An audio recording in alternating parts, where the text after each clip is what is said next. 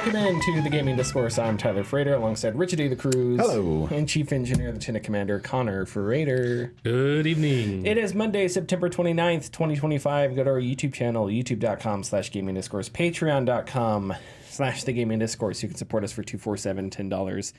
Get your name in the video credits, early access to our videos, access to our Discord server. Oh, God, and more. Okay, we have a lot to get to. We haven't been in the same room for a few weeks, so it's good to have everybody back.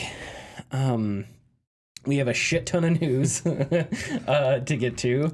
There was a huge buyout today. EA is going private, which I'm sure is going to make it even a better company than it already is.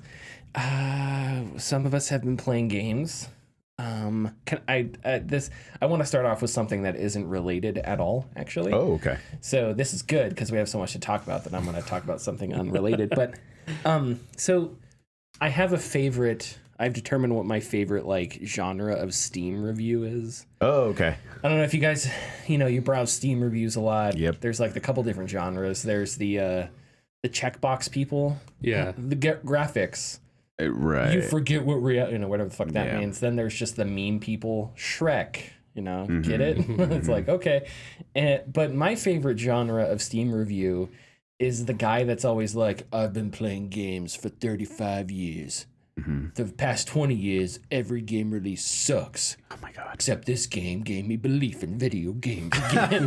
It's just and every game that is popular has one of those old guys that was somehow disillusioned until this game. I think we saw one with Expedition 33 where it's just like, games today, I don't believe in them. Games don't stand for the same thing they used to stand for back in the day, but now this game gives me hope. And it's like, who has abused you? What games do you hate? So I've always been curious, what games have you been playing? Warzone and Fortnite. It's like, okay, well, there you go. I don't know what to tell you. Why do each of these reviewers that you're narrating sound like they just came out of the Civil War? Because they did, actually. Oh, okay. They were all... They're all at Appomattox. They were all like, by the Lord, I see this game. And I don't know. There are different profiles for those two, and I think they're called curators. And there's one I follow, and all he does is say, yeah or nah. And if the game is good, he just goes, yep. And if it goes no, and he just goes, nah. So, and that's it. I'm like, all right, cool. I guess I'm fine with that. But anyway, so I just wanted to get that off my chest. I think maybe I should do that for every game. Is say every time because people for some reason upvote that shit. It's like, oh, this man believes in games. And so I should just go on every game that I own and be like, every game I've ever played for the past 25 years sucks except for this one. This game gave me belief in video games. Fucking Gorilla Tag made me believe in humanity once again. Some shit like that. Anyway, okay. So I've played and finished Silent Hill F. Connor, what have you played recently? Next question. Richard, what have you played recently? I've been playing Expedition 33. Finally, Clear Obscure Expedition 33. And I have some things to say on it. I love it. I do love the game so far. I think it's really great. I have thoughts on it as a game itself, and I'm gonna do a little history thing here, but in the early 90s, well, since 87, I think, they kept trying to make JRPGs work in America with Dragon Warrior, Final Fantasy, and Square Enix kind of went, they're not buying our games in America, so what do? And they said, let's make a Japanese RPG or a Final Fantasy type game, but let's just make it easy. Let's make it so Americans get it, because they didn't think we got it. And so they released a game called Final Fantasy Mystic Quest for the Super Nintendo. It's now generally considered one of the worst Final Fantasies because it's baby's first JRPG. Expedition 33 is baby's first JRPG, but way better. And I think that kind of brings up a lot of different conversations that are really interesting, especially now because we have a very large amount of people who are championing it to be Game of the Year, which I absolutely would probably say yes. I still have several games to play, but I would say yes, of course. But there's a lot of like experienced JRPG folks who are kind of going, fine, like it's good, but it's just fine, because it is capturing like the average person, and not the JRPG fan. We don't have the same frame of reference. Right, It'd be like if somebody that never plays first-person shooters picked up COD and was like, "Whoa, this is incredible," without any frame of reference. Which, not to say that Expedition 33 is COD, not to say that. No, but I know what you're saying. It reminds me of that Twitter joke. It's so of realistic. I call a slur every 30 seconds. Yeah, it's the Twitter joke of like guy who's only ever seen Boss Baby watching a new movie. This is giving me big Boss Baby vibes. You know, exactly. So it's the same thing. But so like Final Fantasy 13 gets a lot of flack for being linear. Like a linear JRPG, like you're just going down pathways. Expedition 33 is very linear, not in the worst way. It's there's things to do, but it's still fairly linear. I'm surprised at how linear I've just been kind of like going. This is the problem you have that I will agree with. It definitely adapts its hook, and it stays on that hook, which is the parry dodge system. And I like the parry dodge system. I love to do it. It's rewarding for me for my little, ticks in my brain. But that's all you do. Like, there are characters who can give you shields. There are characters who get shielded. There are things to alleviate those issues. But the bread and butter of it, if you know how to parry and dodge, that's all you need to do. Yeah. And that's caused me to have, like, not issues, but it's caused me to have that very stubborn gamer habit of finding a boss, or the gaming habit of, if it bleeds, I can kill it. So when I go to, because I'm only like 9-10 hours in, but I'm going to find that the rock for what's his name? Oh yeah, the big balloon the big looking guy. Yeah. And I was on to my next like objective, but of course there was like a smaller pathway on the overworld, which I love. I love the overworld. I love like storybook it is. It's like a little pathway to the right, and it's just like, and huge guy there, and it's like, okay, well let's fight him. And it's like, oh, if I at least do a little bit of damage, I can do it. And so I'll sit there for like an hour, just like getting the parry correct, and then I'll get it correct, but then you screw up the one time at the end.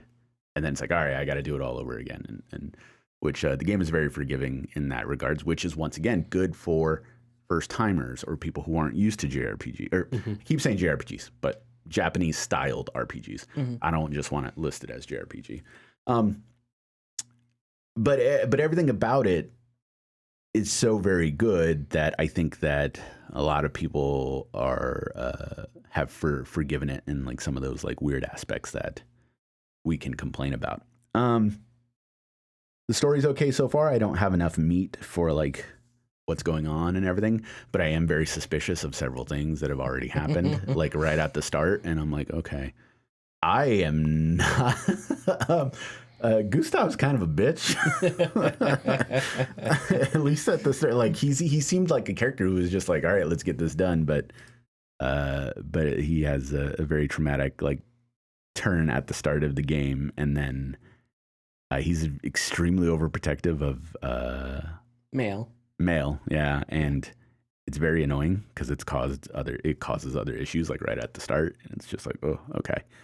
But yeah, there's already several very, very suspicious things that have happened that if I was just experiencing it like I normally do with video games, I wouldn't bat an eye, but for some reason they caught my attention and my eyebrow lifted. And so I'm like, so now it's like in the back of my head. And as I'm playing it, I'm like, when is it going to happen? Like, when am I going to find out what's happening here? Yeah. So we'll see. But so far, yeah, I really do like it. I think it's good.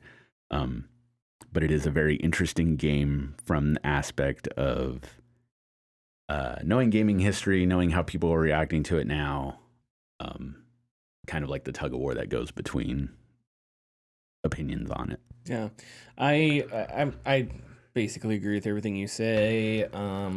I didn't like the ending. I won't spoil anything. Obviously, I suspect you won't like the ending either. We'll see, because the ending gets there's all kinds of stuff that happens at the ending, and we can talk about there's all sorts of implications that I don't think the game handles at all. So I think, but we can talk about that once you get there. Anything else? I feel like there's something else I want to play. Oh no, we could talk about this in the news. Okay. So just more of an opinion. But yeah, that's all I've been playing so far. I just have to load up my PlayStation and see that fucking Silksong Square and be like, and be good I'll get to you in a little bit. And then I look over and my Steam Deck's like, Hades 2. Fucking goddamn it. And then PlayStation's like, hey, Ghost of Yotei in 2 days. Like, fuck. So, And then the Steam sale happened. yeah, and then Steam sales right now, which today. I'm like, yeah. So I finished Metal Gear Delta, which I had forgotten how that game's only like 15 hours long. Yeah. But man, Metal Gear Solid 3 is good. Jesus Christ, it is good. It tells such a fun story. It's so ridiculous. The stealth is so good. And I wrote up a little blog on our Patreon because it was just like, I realized as I was playing it, that between that and the Splinter Cell games, I was like, I haven't played a stealth game since Metal Gear Solid 5. Like, there have been games with stealth, like Horizon has stealth, or Dishonored has maybe Dishonored. Or no, Dishonored may be like a more closely to a stealth game. Assassin's Creed has stealth, but like games like old school stealth action with like Metal Gear Solid or Splinter Cell, it hit me. It was like, this type of game has not existed in 10 years. You're making a point in a discussion I want to bring up in the news. Okay, we'll hold it there. No, I'm holding it, but yeah. The other game that I finished was Silent Hill F. We talked about it a little bit before the show. I'm glad it's successful. I thought it started off really good, and it kind of soured on me. I think it focuses way too much on combat. It becomes a slog where you're fighting way too many enemies. The story is very heavy-handed. It is not subtle at all. Like Silent Hill 2 or other Silent Hills where there's lots of stuff and you kind of have to, it's kind of vague. Piece it together on your own. Silent Hill F is very upfront. And I don't know if F is like if it's like Delta, if that's a symbol that has its own name. I don't know. It's a musical. Is it a musical? Right? Note? Yeah. I don't know.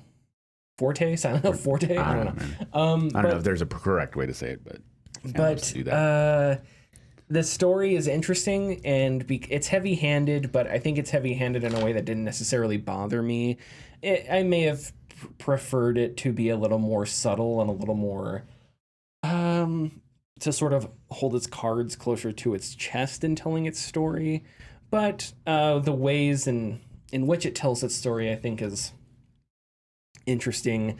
I think it got a lot of good reviews because a lot of people find it incredibly relatable because it is about gender expectations. It's about oppression. It's about marriage. It's a game that I think you could accurately describe as feminist. It is a feminist game. So that I think a lot of people relate to that and they empathize with it. And that's why I think a lot of people enjoyed the game, because of that story and because of some of the tension and some of the conflict in the game is something that is incredibly realistic and common, as opposed to something like, I don't know, other horror games like Outlast or Silent Hill 2, where the story is good, but it's about something, Silent Hill 2 is about a murderer. So it's just like, how many people in their lives have experienced something like that? Hopefully not very many, that's something you don't want to experience. Where in Silent Hill F, the struggles of growing up, the struggles of learning why boys and girls are different and why all of a sudden you have a best friend that's a boy and then you wake up the next morning and now there's a different expectation for your relationship and that makes you angry because you're friends, but now there's this whole other world that you didn't ask for that's telling you, okay, you can't just be friends anymore. That frustration and that conflict is fascinating, and that's something everybody experiences.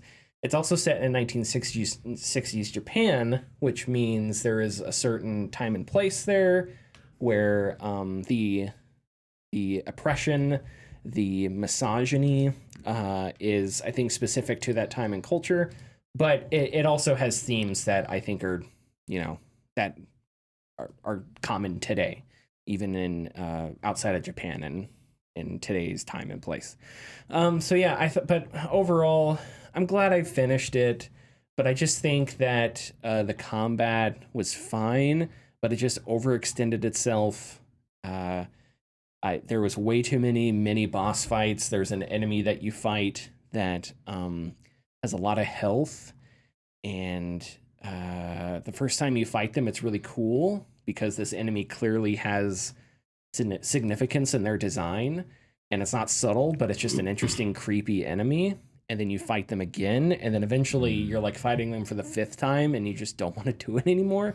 So yeah, it kind of overplays its hand in that regard. The music is very good. There are some truly haunting scenes, some really creepy scenes with some really good music that I really appreciated. The other thing that I wasn't a huge fan of is I didn't think it was visually, it has some interesting visuals, but it doesn't, sometimes it's also very boring. You're walking around a creepy town, and it's like, okay, the town's creepy.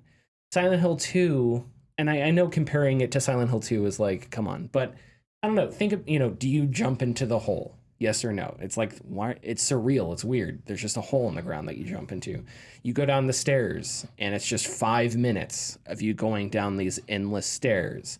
Or you go into a room, and like the floor is a chain link fence. And it's just like, what the hell? It doesn't make sense.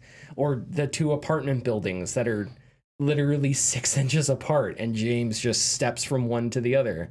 It's like, what is this? None of this makes sense, right? All that architecture is interesting, and it makes you think, and it makes you feel uncomfortable because it's not supposed to, things don't work like that. Yeah. And Silent Hill F, you're kind of just going around rooms, and the rooms are creepy, but they're just creepy rooms. There's nothing about the architecture or the design that is like super memorable or anything like that. So yeah, I'm glad people are enjoying it. I'm glad I finished it. If I wasn't invested in the story, I probably would not have finished it because I got really frustrated with the combat, because it really becomes a slog toward the end of the game, and it's just like, it got to the point where I got frustrated seeing enemies because I just did not want to fight anymore. But I did appreciate the story, even if it's not super subtle. Okay, with that, is there anything else we want to say before we go on to the gajillion news stories? No, I think we're good. Okay, let's hit the news. Thanks for listening. If you like our content, please consider subscribing or leaving a like and comment. You can find us at patreon.com/thegamingdiscourse. And our tiers are $2, $4, $7, and $10 and include getting your name in the video credits, early access, and access to our Discord server. Okay, so I wanted to cover some trailers because we had a PlayStation State of Play, and we had a Kojima Productions credit card announcement. And Tokyo Game Show. As well. and Tokyo Game Show, which I have not seen anything about the Tokyo Game Show. So if you guys want to talk that, we can, but I have completely neglected my responsibilities as to the Tokyo Game Show. Did you guys see the trailer for OD Knock? No, I forgot to. Yeah. I thought the trailer for OD Knock was awesome. I have no idea what it's about. A lady walks into a room. It looks very PT inspired.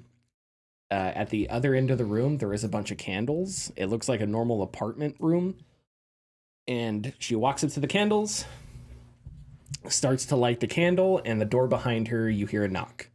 And she starts to light more candles, and the candles are these weird like babies, and has these weird, and there's like weird drawings and stuff. And eventually, as she's lighting the candles, the knock gets louder, gets more violent. The door opens, and you have this incredibly creepy shot where now the camera, you're seeing it from her perspective. Now the camera is in front of her, and she's terrified and crying, but she's not screaming. And something is walking up behind her slowly, and it sounds heavy. And then it grabs her head, and it cuts to black. And then you see a shot of her screaming while she has like hands around her head. And then so it doesn't tell you anything substantive. You don't know what's going on. There are like redacted words that tell you something about a ritual and a murder and something about a 3D scan of a building. And so it's giving you incomplete information. Mm-hmm. I'm sure there's a subreddit where people have just been NCISing the shit out of the trailer and just like getting every detail down. And I'm sure people have the game's like entire script already figured out, which is cool, whatever. But I'm really excited for it. PT did not deserve the fate that it got. And so if this is sort of a spiritual successor or whatever, I think that will be amazing. And yeah, it's good to have horror back. You know, Resident Evil never left, but Resident Evil, I think, went back to being a little bit more horror-ish, right? With RE7 and then RE8 and then the remakes. Konami decided to make video games again, so they brought back Silent Hill, and Silent Hill 2 was really good. And so now we're getting something from Kojima Productions with OD Knock, which looks really cool, but I can't say much else than that because the trailer, like I said, doesn't give you a whole lot to go off of. For the PlayStation Store, for the PlayStation trailers, which ones did you guys see? Yeah, I saw the whole State of Play. Yeah. Okay, so Saros, 100%, 100% Saros. Yeah. It just looks like a sequel to Returnal, which was one of my favorite games. I have no doubts they're probably gonna tie it in. Like, you think so? Yeah, I think so. Some of the enemies look like enemies from Returnal, like the octopus dudes or whatever. Yeah. I think it's just, I don't want to say it's too similar that it can't be the case, because you can have similar games. But it's just, it looks and feels like Returnal, with mixed in a little bit of one of my favorite shooter games called Ikaruga, where you have a ship and you go from black to white, and if you're black, you can absorb black bullets. If you're white, you can absorb white bullets, and so they have that same like type of shield. Yeah, he has just for shield. the white bullets. But I forget what the main character's name is, but he has a shield. He can absorb bullets or energy projectiles, whatever, and throw them back. And man, the combat looked cool. Some of his abilities that he did looked awesome. The environments looked awesome. So I'm really excited for Saros, and it just makes me so happy that this is Housemarque. Because I can remember when Housemarque announced they were working on a battle royale game. It just made me so sad because they were like, all right, we're doing this, I guess. And then they went silent, and PlayStation picked them up, and it just Returnal felt like something that definitely they made quicker, but also something that they were passionate about and was more in line with what they had done previously, right? With like Resogun and what's the Nex Machina? Yeah, that game rules. That yes, 2 games with excellent soundtracks, and Resogun. Resogun is really fun. Dead Nation is really awesome. People forget they did Dead Nation in the Bay for PS3, which is really good. They've done a lot of really good games, and they still to this day haven't really gotten their due. Much like Remedy hasn't gotten their due really. As far as I don't as much as they could. I don't think so. FBC came and went, and nobody cared. Yeah, and it didn't get very good reviews, unfortunately. Yeah, that is definitely true, but still, maybe it is a little more niche, maybe. I don't know. As much as people have lauded Alan Wake 2, I still don't. We reports it didn't hit sales numbers, and I think it did. Enough. It eventually did successful enough for them. Yeah. Yeah, I guess in this day and age we're still too I'm still too in a half year of it coming out if it didn't sell a ton. Sure. It sucks because then they want the money up front. They don't want it later. Yeah. And the thing about Remedy is I think their situation is good because they're a public company, but I think I've talked to you about this before. Sam Lake is one of the majority owners or whatever. This is off the top of my head. So they're a public company, but a chunk of the ownership is in good hands, which is encouraging to me. The Battlefield 6 single player trailer, man, if you typed into Chat GPT, give me a modern military FPS, it would give you the Battlefield 6. There's a line I love. There's a line at the end.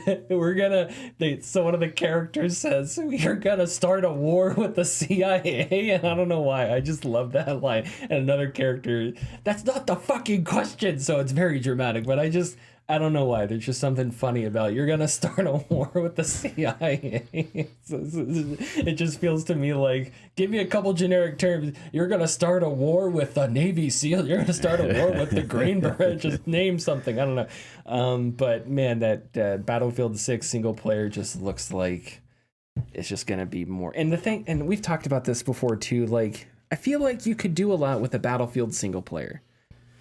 I don't know, man. Give me a massive battlefield and go to this building over here. And then you let me as the player figure out how I do that. Yeah. Whatever. If I want to take this tank or take this but if I take this helicopter, there's an anti-aircraft gun, so I have to take that whatever, right? But instead it's It's like, no, instead we're just gonna do Call of Duty. It's like, all right, whatever. I don't know. I read some previews that some of the missions have that, like, because in Battlefield 1 you had some missions where it was like a little more open. You could approach a base, you know, from like different directions. Fine, whatever.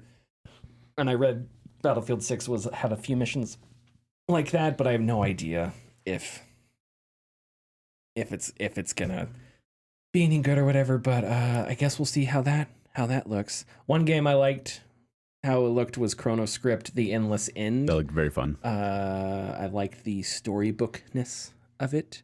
And then the Wolverine. We finally got Wolverine trailer. Wolverine, yeah. What did you think of the Wolverine Very trailer? bloody, very violent, very reminiscent of the last Wolverine game, which was based off the movie, but was also very good.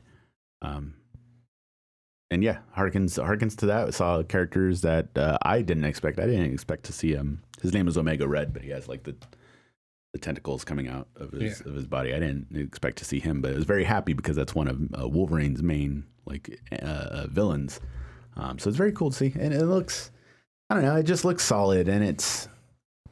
I feel like I should be more excited about it, but it's also one of those things where it's kind of, I watched the trailer and I'm like, this looks great, but it also looks exactly like what I expected. I can't wait to play it next year. Yeah.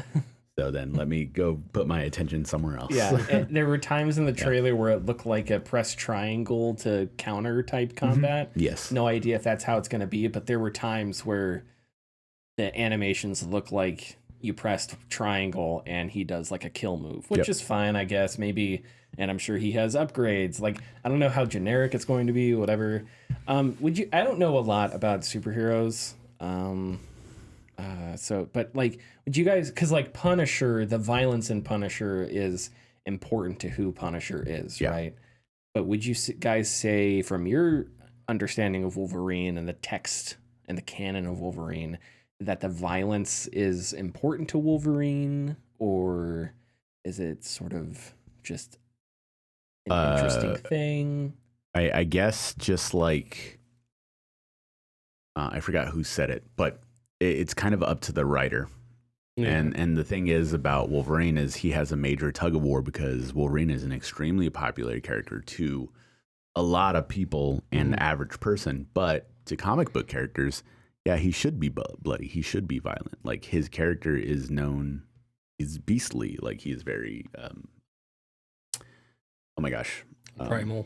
Yeah, primal. Yes, thank you. Primal. But if you just take 1 second to think about what he does, what his powers are, it's like, yes, it's going to be bloody. Yes, it has to be bloody. It has to be gory.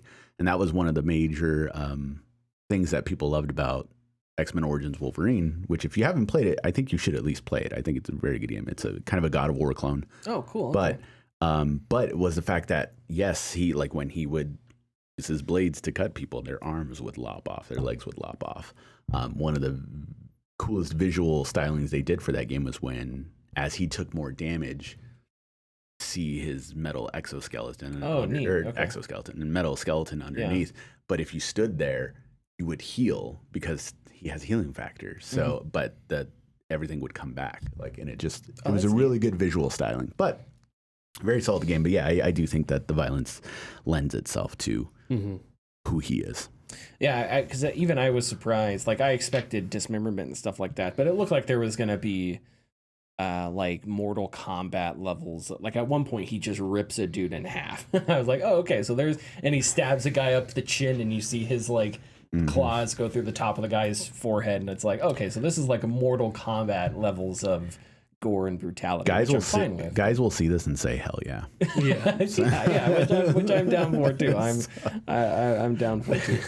Okay, were there any other trailers you saw? So yes, there's two. So Zero Parades was very interesting. Okay, which is the next game from the Disco Elysium guys. But I'm uncertain if this is the same team or is it the team that they kicked out, and this is the bad team, right? So I think there may be bad team. There may be I don't know the story. The guy that wrote I think like all the senior writers, one of them was named Robert. I don't remember. I think they all left. Yeah. And go watch the people. I know it's a very videos. very messy story. What happened? it was taken out from under them in a way that I think was very was skeevy to put it lightly. Even if there was mismanagement on like the quote unquote creative side, it felt like something where the company and the IP got taken out from underneath them, which is why if you go to the comments, a lot of people are like, you suck, whatever. Yes. But also in the comments, you can tell that because a lot of people were working on this game, and it does look a lot like Disco Elysium. It does, yeah. And not every artist and programmer that is working on this game had anything to do with what happened all those years ago at Zaum or whatever. I don't know if it's Zaum or Zaum. I don't know how to pronounce it. But so as far as I know, there may be members of the original team, but like the key leaders, I don't think there are any left. I think most of like the important like team leaders and studio leaders had left, and they are at different places now doing their own things. Okay. I think the lead writer, I wish I could remember. I can see his face. I want to say his name was Robert. Or like maybe he was the creative director. He's no longer there. Yeah. So yeah. Okay. Complicated answer. Very very complicated, but yeah. So I thought at least that game looked interesting. It did, yeah. And a lot of people are going to be conflicted because they don't want to give sort of the corporate side of Zaum. Yeah, and that's definitely where I'm coming from, because it's like, yes, that looks interesting, but like, who is this? What are we doing? You know. So so yeah, there is that one. Second game I was interested, which was announced at Tokyo Game Show, was Parasite Mutant, which is there's an old Square Enix, Squaresoft horror RPG called Parasite Eve. I knew you were going to say that. Yeah. And this game, this is where I'm going to start the discussion that I've been wanting to have, if you're ready for it. I'm always ready. We have roguelikes, obviously. We don't have any other likes games besides Souls likes and stuff. But this game, if you told me it was Parasite Eve 3, I would be like, yeah, sure. Parasite Eve 4, whatever.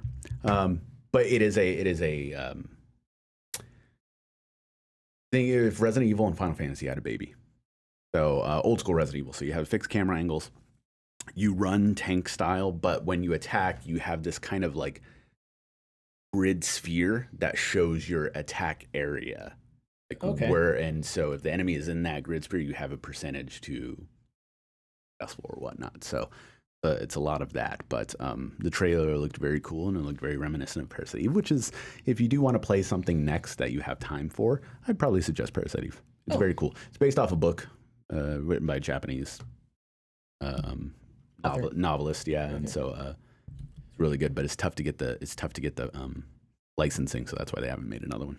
Oh, okay, interesting. But cool. The next game that I liked that ties into why I wanted to talk about this was a game called Ananta, which is a new free to play anime based game. And I say that because that's the genre. They released a 7-minute trailer which featured a little bit of gameplay and a little bit of the vibe of the game. And through this trailer, if you see people's reactions, everybody is laughing and kind of freaking out and getting excited about it because, from a reductive standpoint, it is anime Grand Theft Auto. Oh, yeah. Okay. On top of that, as you're watching this trailer, there's a certain shot of one of the main characters swinging through the city exactly like Spider-Man. So obviously it's like, okay, well, that's obviously Spider-Man or Venom because it has like the tendril things, whatever. And then eventually, as the trailer keeps going on, they go into the gameplay, which when you're using guns, very much Grand Theft Auto like. It has a weapon wheel. It has, which they didn't invent weapon wheels, but you get the idea. But they do hand-to-hand fist fighting. When at that point it becomes Sleeping Dogs, Batman Arkham City, stuff like that. Then as the trailer goes on, you just see the inspirations for everything that has been major in the last 10 years show up in this game. To the point where, and this is probably the most egregious, like, sure, the Spider-Man thing is egregious, but this is very egregious. When a character in the trailer specifically goes, well, I guess I'm going to need to call in some help. And does like a little like walking animation. You pull up a cell phone and you have like a wheel of characters. When you select a character, it does the exact same and then goes up like GTA 5 and then goes across the city to the next character that you choose, and then you start playing as that character. So that's like the most egregious thing. I saw the trailer. I was on the side of being excited for it. And then there's, of course, a lot of people who are, claiming it's just, this is just, they're stealing assets. It's asset flip. The motions are the same. How he swings through the city are the same. Batman style combat, GTA, whatever. I'm on the side of the fence that's excited for it because just like you mentioned when playing Delta, that there's no stealth games anymore. How many games do we have that are like Grand Theft Auto? Which is almost none, because we had Saints Row, which went the way of the dodo, and we've had a couple others come and go throughout the years. Are the Yakuza games? I've never really gotten into Yakuza is not like Grand Theft Auto. Okay, it is very good, but their area of exploration is extremely limited. Okay. We have a lot of like third party game or third person games that are similar to like Batman and Spider-Man, because the combat system has kind of lent itself to a really good flow. But imitation, sincerest form of flattery. And I don't look at a first person shooter game and go, that's just like Call of Duty. It's like, how many times can you shoot, or like how many ways can you shoot a gun? How many ways can you do this? Just much like when you're swinging through the city as this character, which he's the only character that can do that. Not everyone can do that. Apparently everybody has different like abilities or ways they get around and stuff. Yeah. He's the only one that can do that, but like, why can't another game do that? How many ways can you realistically swing as a character? I guess what I'm getting at is I enjoy the fact that we can have games that are similar to each other, because I feel like that can, if two people keep doing the same thing, eventually somebody's going to be like, well, what if I do it this way? And then they'll create another offshoot. Yeah. I hate the fact that we don't have the Nemesis system, because they decided to keep it for themselves. Yeah.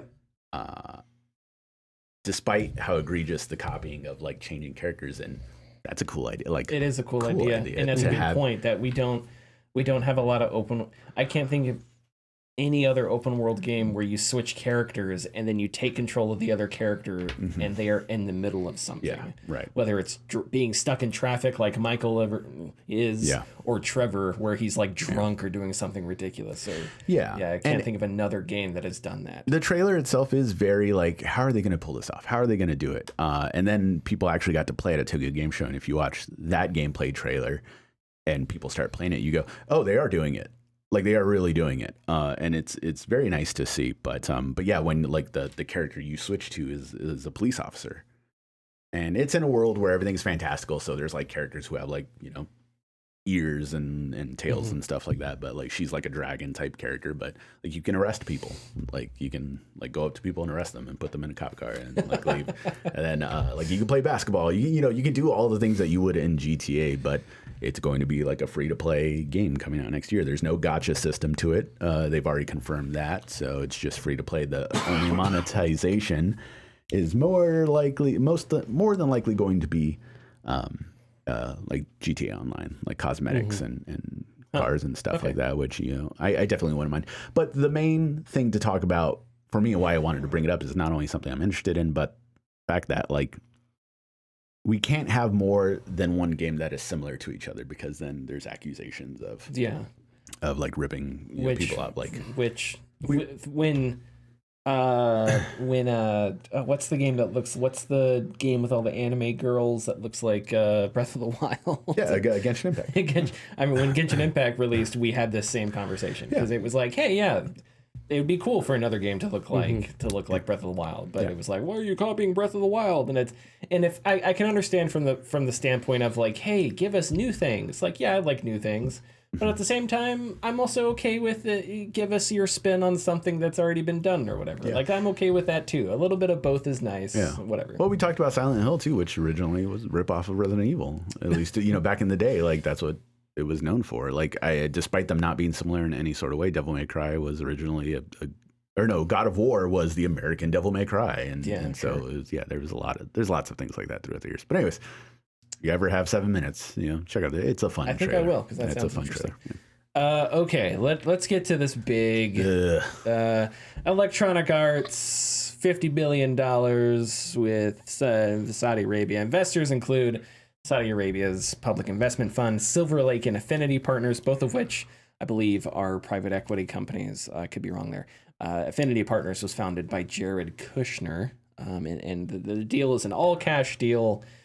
It's expected to close Q1, fiscal year 2027. Andrew Wilson will stay on as CEO. And it's going to take Electronic Arts private, so we will no longer have quarterly reports and et cetera for EA, which means we will have no idea how much money they're scamming out of people with FIFA loot boxes, which we don't, I think, anyway, because they don't report those numbers anymore.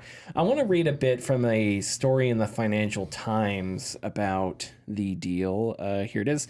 The deal is a huge bet that artificial intelligence can significantly cut EA's operating costs, allowing the Equity Consortium, which is the collection of companies, to manage a large debt load on a company that historically carried limited net debt. AI is already widely used across Silicon Valley to accelerate many kinds of computer programming. In games development, it can be used to replace voice actors and create backdrops and other assets, as well as automating playtesting to avoid bugs before release. But some believe that technology may soon be able to go much further in creating more realistic and responsive characters or adapting storylines to players' personal preferences. The investors are betting that AI-based cost cuts will significantly boost EA's profits in the coming years, people involved with the transaction told the Financial Times. I thought that was interesting because I did not see too many people talking about that, and that sort of tracks with EA's previous flirtation with AI. Now, the effectiveness of that stuff we could talk about. Connor, you work in QA, so you could talk about how effective AI cannot do the job I do. Yeah, because the level of negative intelligence that we have to implement cannot be replicated by computers. Because you have to do something that's illogical or irrational or like that. We actively do things that are, I'm just gonna say, irresponsible. Something that someone that is purposely doing something the wrong way, we test to make sure it doesn't break the game. Yeah. But also another thing that AI can't replicate what we do is give qualitative feedback on the game. AI can't tell you how a UI feels, how driving feels, how shooting a gun feels. It can't do that because it doesn't have that human side to it. Yeah. It can tell you the nuts and bolts of it. It can tell you, oh yeah, this gun is, it every time it fires, it does hit the the minimum and maximum damage threshold that it's allowed. Yeah, it can do that, but how does the gun operate? How does it feel? How does it Is it fun? Is it fun to use? And that's something that it can't do. It's a subjective, emotional, human experience. Yeah, and being so intentionally brain dead that you find ways to break the game. Yeah. So there's that aspect of AI. Is with regards to the rest of the deal, like Live Golf, like WWF, like comedians going to Saudi Arabia. The conversation is always okay, what do you have to say about human rights? And people are just what? And then they sign a check and they're fine, whatever. And so that's a conversation I have. And I always, when we talk about Saudi Arabia's encroachment into gaming and into into trying to expand its business and its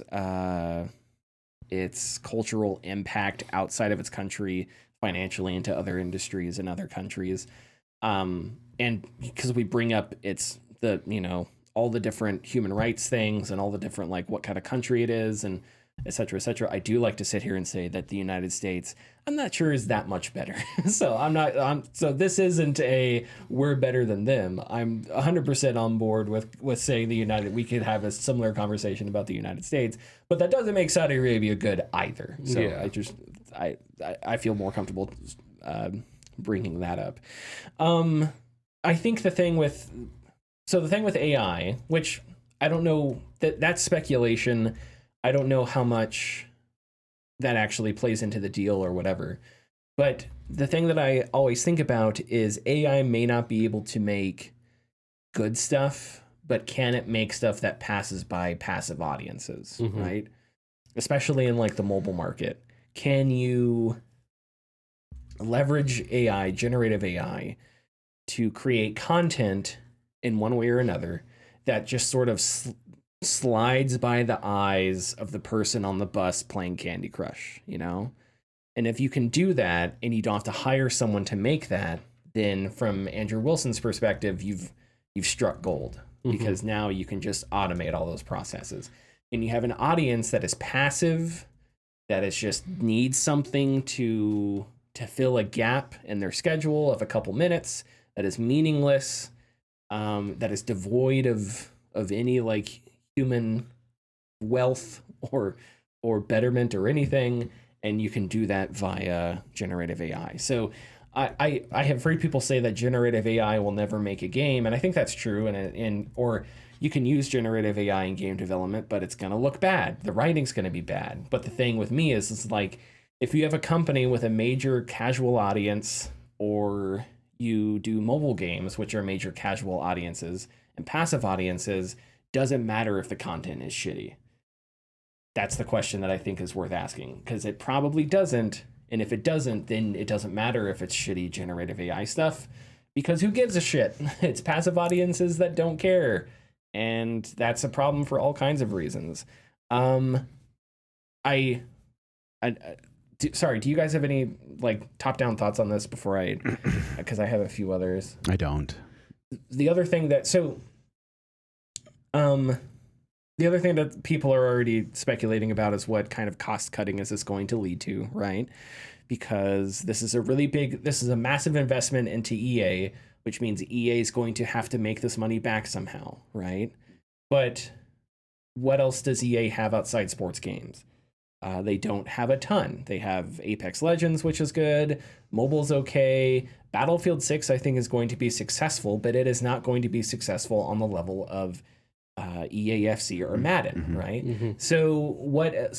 How else, if you're Electronic Arts, what do you do if you have to make back money on an investment and your major money makers aren't growing? They're making a shit ton of money, but they're not going to be able by themselves to make that money back. You got to cut costs, right? And what does that mean? Well, I don't mean to like be Chicken Little here, but my mind goes straight to studios like BioWare. BioWare has been mismanaged by Electronic Arts for years, to the point where it's now, I think, one team working on Mass Effect. Who knows how long that team has until the next Mass Effect is ready to go. Yeah. If you're BioWare, why do you give a shit about that? Why not just... Now, I think it would be best to divest. I don't know if legally this could happen. They probably don't want it to happen because Mass Effect is an EA brand, so they don't want to give that up. But I think morally, the correct choice would be sell BioWare to somebody else. I don't know who. It's not that's not always a great choice. You know, ask fucking Crystal Dynamics, or you know how great it was when they were sold to somebody else and then they lost jobs, whatever. But I think that's a better option than just closing it entirely and shutting the doors on BioWare, which to me, that has to be like one of the things that if they were to start cutting costs, quote unquote, that would be one of the places that starts. Yeah. Because you can't sell FIFA Ultimate Packs and fucking Mass Effect, so why are we even making this shit? And that's disappointing. So I don't think this bodes well for the meaningful stuff at Electronic Arts. I think this bodes well for the stuff that's already making money, the stuff that Electronic Arts knows how to manage. Which, you know what, I don't know, man. Did it take a genius to put loot boxes into a sports game? I don't know. No. Sometimes I'm sure it took a lot of work to figure out all the formulae into like, I don't know, getting your talons into the human psyche to the point where you can manipulate people with UI and impulse purchasing into, you know, maximizing that ultimate team returns. I don't know how much they had to put into that outside of just asking casinos how they did it. then that's the thing. And, Yeah. And there are people that have worked in gambling that have worked in the games industry. So I don't know. That could be an angle that they're attacking too. EA might be seeing the writings on the wall, because I know Brazil this week or last week passed the loot box ban, and that's just another domino to fall because a couple other countries have done that. Really did. Yeah, they just signed, or the president just signed it in Brazil a couple days ago, and that's already happened with a couple other countries. And if it's catching on, and if people start paying attention to loot box banning, like what does EA have left after that besides? And I'm making a good game, so why not make this $50 billion deal so that they can at least cushion themselves or protect themselves just in case the rest of the dominoes fall? I would assume that's just I'm surmising, of course. I would assume that their market for that stuff is safe. Yeah, because they have the ESRB on their side, and they have what's the UKIE? I think is the one in the UK, which is like the UK's version of East of the Peggy, isn't it? Yeah. Or not ESRB. What's the ESA? Sorry, ESA. The lobbying group. Oh, they have the lobbying group in the United States, and then in the UK there's the UK one, which I think is UKIE, I think, which is like sort of the lobbying group that protects the financial interest of like the technology / gaming industry, right? So I would assume I would assume they don't like that, but that they have ways to get around it because that's such a massive part of their business. So yeah, I don't know. This doesn't make me feel good for all those reasons. For the Saudi Arabia reason, it just doesn't. The proximity to our fucking butter-filled brain president, the proximity to private equity, and that there is going to be zero transparency. And with private equity, I mean, rarely is there ever a private equity buyout where it's like, and hey, everybody got to keep their jobs. No, that shit doesn't happen because we're going to slit throats, we're going to toss bodies out in the street because we're going to make this thing lean and make it a shit ton of money for a smaller amount of people. And that's how private equity operates. And it operates in a space that is relatively unregulated and in the dark because it is private, but also extremely powerful. I don't know. So congratulations to EA. Fuck off, Andrew Wilson. Your legacy will be the dude that was just, I don't know, fucking sold loot boxes and did nothing else. So whatever. Do we have anything else to say about this? I don't. Besides, I hate the snow. Yeah. If Andrew Wilson wasn't like a robot and he had a human cell in him, we would figure out how to keep BioWare alive. And maybe BioWare is going to be alive. I don't know, but it feels like the writing is on the wall, and it just feels like at this moment, why does anybody care about BioWare if you're a mercenary like Andrew Wilson is, or like EA is, right?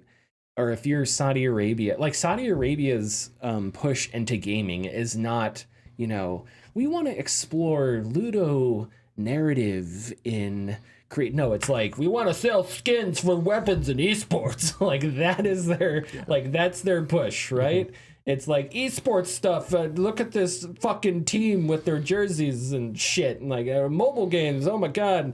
Fucking Monopoly Go. That's the shit we're investing into. So it's like, it just doesn't bode well if you care about like good games and meaningful games and stuff like that. Okay, I think we're good to... The AI mind can't comprehend my idiocy. I will always supersede it. You know what? Even Data would understand. Even Data understood the value of like art and creativity and shit like that. Anyway, sorry. I've just been watching Data a lot was of Star a person. Trek. Data was, which is more than we can say about Andrew. So I'm sorry. I'm kidding. Star Trek coming to Magic the Gathering. I know. I saw that. Hell yeah. That's cool. I'm really bad at Magic the Gathering. I've played a few games, but I would make like a Star Trek deck. Yeah. That would be cool. A Trek deck. A Trek deck, yeah. And what's the different lands? There's Plain, swamp, island, mountain, forest. So forest would be okay. Well, no. Okay, swamp. Let's move on to the next one. Plain. I'm trying to think of planets. Forest would be like Ryza, right? Because it's like forest. It's like nice. Plains would be Bajor because they have lots of like. Sorry. Okay, we go on to the next one. The Xbox ROG Ally prices have been revealed. The ROG Ally I can't say these. Fuck, Richard, what? Can you read this for me? The ROG Ally X will be sold for $999.99. Yeah, it's got an AMD Ryzen AI Z2 Extreme processor, 24 gigs of LPDDR5X RAM, and a terabyte SSD, M.2 SSD. The ROG Xbox Ally is 600, and it's got an AMD Ryzen Z2A processor, 16 gigs of memory, and 512 SSD, M.2 SSD. Version of Windows 11 made for gaming, an aggregated game library, and 3 months of Xbox Game Pass. Come with the systems. For reference, the Steam OLED 1 terabyte, the most expensive model, is $649.99. The LED is on sale right now, actually. So sure is. So at the high, now that's an older system that's not as powerful, obviously. But still, if you're looking for price comparisons, that is the most expensive Steam Deck. Okay, so question: what do you guys think about this expensive hardware? What is the point? What is the market? Does this make sense? Is that $1,000 handheld set way too much? Yes. For a handheld? Yeah. Yes. 100%. Defend yourself, sir. What are you putting on it? Why is it what games are going on it that justifies it being $1,000? Well, I mean, because what if it? So okay, so what's your position? Sorry. Okay, first, what are you putting on it? Well, because you have an aggregated game, so you can get games on Steam and stuff like that. Yeah, sure. Or Battle.net or whatever. Uh-huh. Yeah. So I don't know. What if you want to play Overwatch 2 or what if you want to play Cyberpunk 2077 on it? Like those would be the games that you. I just played on my PC. There you go. See, or on my Xbox. Yeah. Okay. So, and that's kind of like where, God damn it. I don't even know where I want to go with this because so the Steam Deck, granted, I go to the Steam Deck subreddit because I want to, handle tips and tricks about my Steam Deck and whatnot. But granted, it's probably biased, but there are at least a handful of people on there who have multiple handheld consoles. And they all generally agree that they come back to the Steam Deck because the Steam Deck, like I've said before plenty of times, is a focused handheld. Mm-hmm. It's focused for the Steam store page and the Steam setup. The ROG Xbox Ally is focused on the ROG X Ally is focused on like the Xbox portion of it, but what is it but a worse Steam page? So when people want to play on their Steam Deck, they're not playing. Sure, you can look at the top played list and there's Baldur's Gate on there or Cyberpunk on there sometimes, but really people are playing Balatro on it. People are playing Hades on it. People are playing smaller, more focused experiences that they can jump in and out of very quickly. This is my Stardew Valley machine. Yes. Yes, that aren't as demanding. Yeah. They are not playing Monster Hunter Wilds. They are not playing Elden Ring. Elden Ring, Night Rain. They're not playing like things meant to push your machine. Mm-hmm. They're just playing something that they can jump in and out of. And that's exactly why the Steam Deck is so perfect. And despite its 4 or 5 years out now, is still a top selling handheld because, like I've said before, and I will keep saying, it does what it does very well because it's designed that way. Yeah. And Steam has supported it really well. And Steam, yeah. Another question that needs to be asked is, so Steam Deck is for people who play on Steam. The Switch is for everybody. Who is this for? Yeah. Because the people that are going to be targeted, like the target group for it, already have an Xbox, probably already have a PC to play on, and or have a Steam Deck. So what is this filling? Like, what slot is this filling? The small group of people that have an Xbox, but that's it. Well, so I would assume that it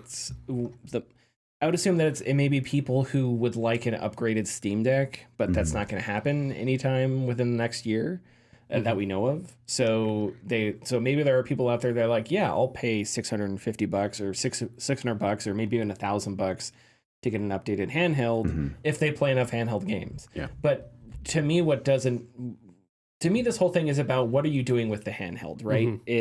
And Richard, you made the point, is like people are paying Balatro, right? Or they're playing stuff that isn't super demanding, that runs fine on the Steam Deck. Yeah. And to me, the Steam Deck is an extension of your PC. It is not the main thing that you're playing, right? It's a peripheral. Yeah, it's a peripheral. So you can play games like I did, Pillars of Eternity, right? Where it's this game that is fine on desktop, but it's reading intensive and it's just more comfortable if I sit on the couch and play it, right?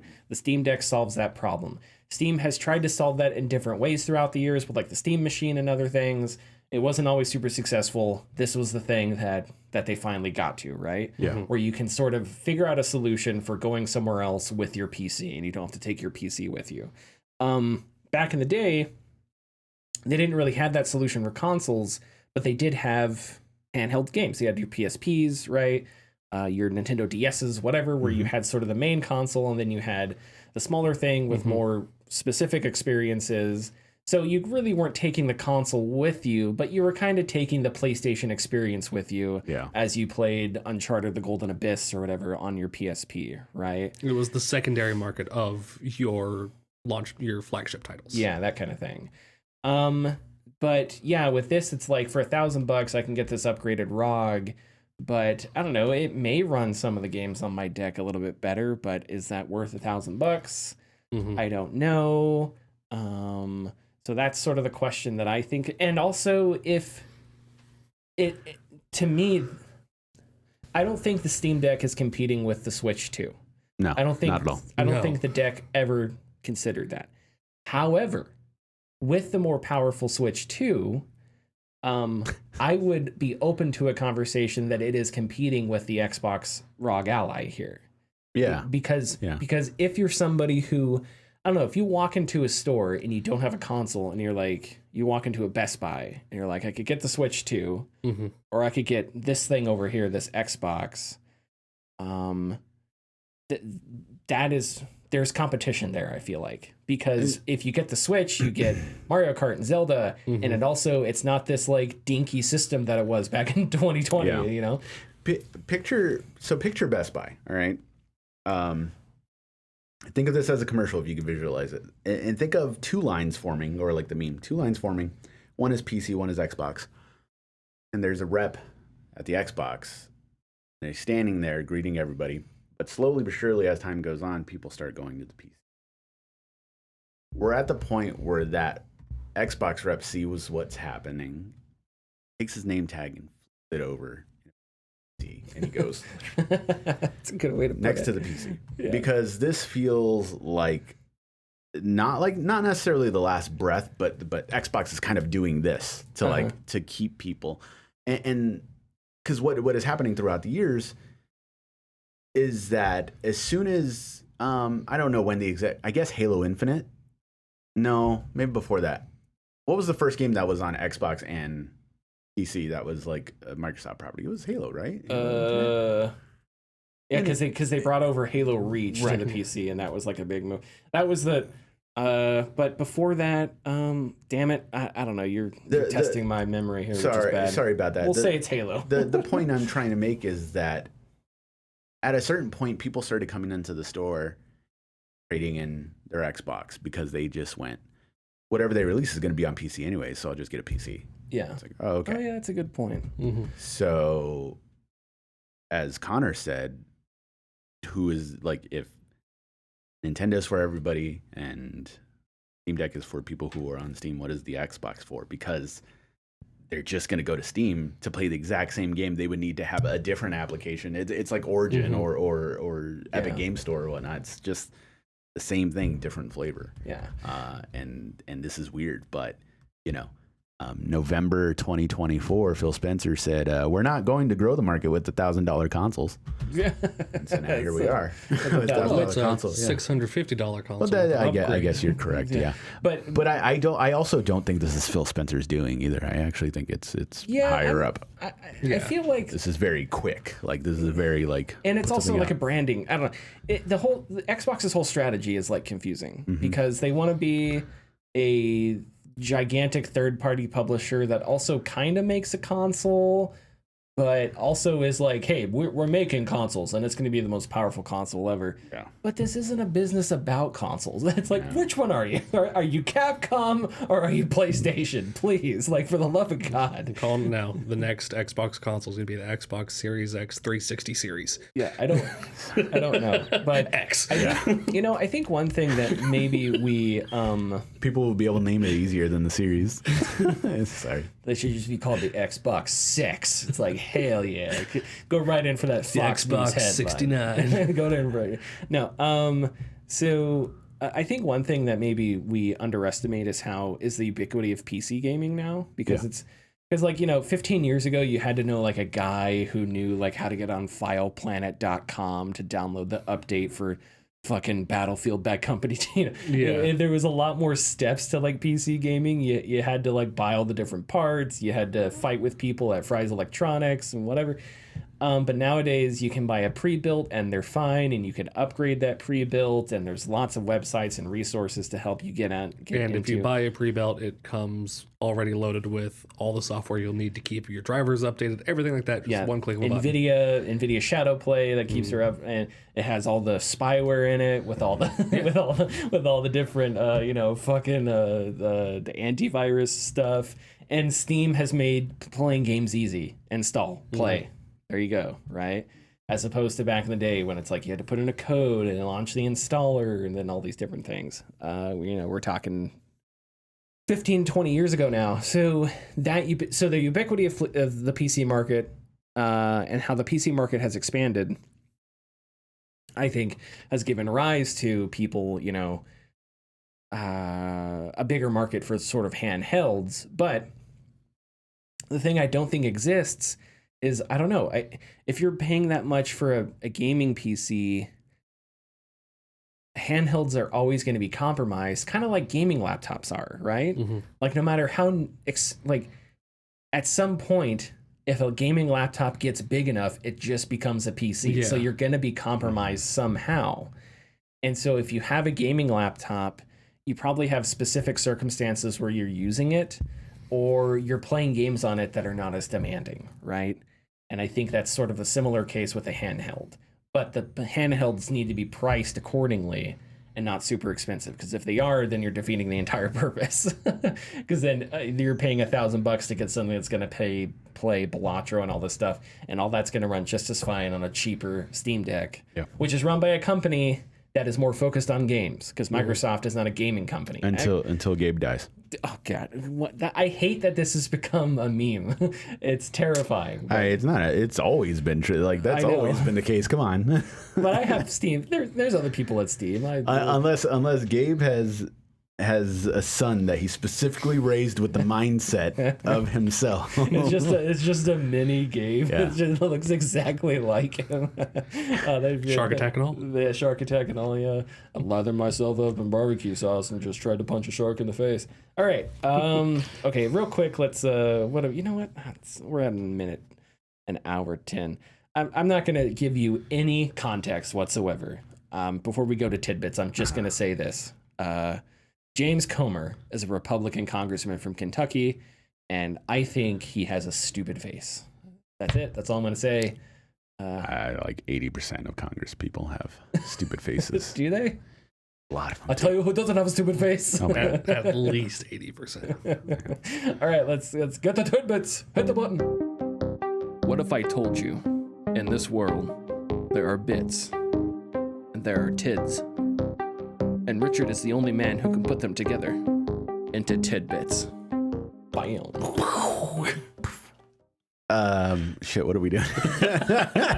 Okay, all right, these are expired bits, did we call them? Yeah. Stale bits. Stale bits. Like, These are tidbits from like 3 weeks ago that I wish we got to speed round. then. But yeah, speed round. All right, so this is another chapter in the game keycard legacy for the Nintendo Switch 2. This is going to be long, but I love to talk about it, and I wish I can tell this to every single person in the gaming, landscape, consumer-wise, but I can't, and so I'm going to have to repeat this verbatim every single day for the rest of my life working at a game store. Anyways, Star Wars Outlaws for the Switch 2, basically one of the best ports we've ever seen, surprisingly, on the Switch 2. It's performing even better than the Series S version. Ubisoft dev pretty much explained something interesting about the keycard and the way game keycards are used. And it's because the memory on the Switch 2 is way faster than the cartridge reading on the Switch 2. Reddit user Crusader3456 breaks it down. Star Wars Outlaws was designed with NVMe hard drives in mind. The Series X and S has I/O speeds of 2.4 gigabits per second. The PS5 has I/O speeds of 5.5 gigabits per second. On PC, it runs fine on PCIe 3 NVMe's at about 1 gigabyte per second. But this is why they were able to scale things back to hit Switch 2's internal I/O bandwidth. In comparison, Cyberpunk 2077 was designed initially to run off old spinning disk hard drives. That's why it's able to fit on a cartridge and run just fine on the Switch 2. Okay. Because its peak is only 120 megabits per second on the Xbox One PS4. A Switch 2 cartridge operates at 400 megabits per second, making it a scale up from what Project Red initially designed for, which is why Cyberpunk 2077 has no problem being on a Switch 2 cartridge. Oh, man. So if there is more ports of native PS5, Xbox Series games on Switch 2, it's going to be Game Geek card because the internal memory runs way faster than a cartridge can read. Which I don't think is that surprising because that's the same with disk drives today, right? I think so. Right? Yeah, because it has to install itself, yeah. Because you can't run, it's not reading the disk as the game is playing. Yeah. It's running off the hard drive for a lot. Oh, yeah, I'm sorry. Yes, I added that. Nintendo doesn't offer the ability to install games from a game cartridge, only online via key cartridges. The basic feature has been present on Xbox and PlayStation since the 360 PS3 era, and then required on Xbox One PS4. No game has been directly paid off a disc since 2013. Now, is it true that no game has, or are there certain games? That's what it's saying here. The discs act as offline installers. So, you still own it, if you want to make that argument. Yeah. But it's just, Because I remember, so that's an interesting, because I was under the impression that there are still, some smaller games will still run, off of the disc today if they aren't super demanding. I'm sure they will. But I don't know if that's true or not. But then we come to the other issue, which is cost and yes, and all that, because I think it's $24 a cartridge for the Switch 2. All right. Anyways, Nintendo has run out of inventory parts for the new Nintendo 2DS XL and original new Nintendo DS 3DS, and has ended repair service as of September 4th. Hold on to those. Hold on to them. Yeah, and don't spill soda on them. Thanks to modders and the community around them, the Crew 1 is back online as of September 15th, 2025. So I hope the 10 people playing that game enjoy it. Dozens. You'd be surprised how if a game has released, there is somebody out there who is still playing it to this day. Yeah, and then that's fine, but costs money to keep those up. So. Anyways, new gameplay footage of the canceled Prey 2. I have not watched this yet. Has appeared on YouTube. I'm not going to tell you where. Go find it. I will. I love this. This is both interesting and sad. Final Fantasy Tactics, the Iblis Chronicles, director Kazutoyo Maehiro, says the new version was made possible in parts thanks to the online preservation efforts of fans. Said since they no longer had the game's source code, they looked online to help track down data of what they felt was the original version. And he said, quote, "So we went on a journey to find the original version, and we were using whatever resources we had available to us. So all of those different versions would be analyzing what was there to try to find what we felt was the original. On top of that, we actually had to go to different websites made by fans and look for data there because we know you guys do such a good job of keeping all that up to date." Man. End quote. Yeah, that's a big problem because Japan had this mindset, at least from what I've read and heard, of like nobody's going to play this stuff in the future, so they just didn't keep a lot of that stuff. Some of them did, like Konami, like kept stuff. I know Nintendo obviously kept stuff from those leaks, but yeah, there's some people who just didn't. And that's why Square Enix was the worst because they've had to rebuild Final Fantasy X, they've had to rebuild Kingdom Hearts, they've had to rebuild a lot of their games because they just, source code is. Yeah. Oh. And then this is a personal tidbit, but I've acquired a modded 360, which is neat. You can actually mod your 360 extremely easily now. I don't know if I covered that, but you just need a USB drive and a file. Yeah. But I just acquired just a straight up modded one, and I was like, great, this is going to be like my Rock Band, like Guitar Hero machine with all the songs on it. Like, it's going to be awesome. And then I was like, hey, why don't I like put some games on 360 that I really enjoy on it? And as I go through the list, it's kind of like a bittersweet thing. As I go through the list of like all the games I would want to play, I would encounter it and be like, oh yeah, this game is great. I'd love to, I can get this on Steam. Oh, I would love to put, oh, it's on Steam. And so it kind of became more and more like, oh, I guess I don't need this. Like, I mean, I need it for Rock Band, like Rock Band, Guitar Hero, and other stuff. But I was just like, and even then, I don't need it for that because I could just use Clone Hero. But but I was just like, oh, all right, I guess like there's a couple like Burnout Revenge like is not on PC, and that game rules. So. Yeah, I'm sure there's got to be plenty of 360 games that aren't on PC. Oh, I did pick. It's a long forgotten World War II first person shooter, but Hour of Victory. I have heard of that. I dropped that, and I was like, oh, I'll give this a shot. Cool. I guess. All right. That's it. That's it for Tidbits. We'll end it there. Follow us, youtube.com/gaming discourse, patreon.com/the gaming discourse. We'll see you next week. Bye.